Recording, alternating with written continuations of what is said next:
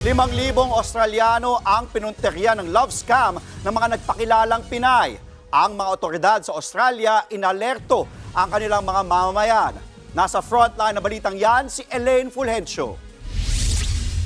Kabilang ang mga Australian sa mga tina-target umano ng mga scammer dito sa Pilipinas. Sa abiso ng Australian Federal Police, tinext nilang 5,000 Australian na pinunteriya ng investment o love scam.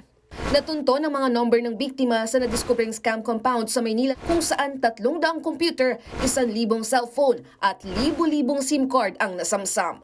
Ayon sa Australian authorities, karaniwang lalaking Australian na edad 35 pataas ang biktima ng mga nagpapakilalang Pinay. Sa online dating app sila nagkakakilala. Paiibigin ang mga dayuhan tsaka aaluking mag-invest sa cryptocurrency. Ayon sa Australian Competition and Consumer Commission, 23.6 million Australian dollars o katumbas ng 860 million pesos ang nawala sa kanilang mamamayan dahil sa love scam noong 2024. When it comes to romance scams, our message to the public is simple. Protect your heart and your wallet. Tuloy-tuloy naman ang Presidential Anti-Organized Crime Commission o PAOC sa pakikipag-ugnayan sa international counterparts para masawata ang scam farms. Nagbabalita mula sa Frontline, Elaine Fulgencio, News 5. Mga kapatid, Andre Felix po.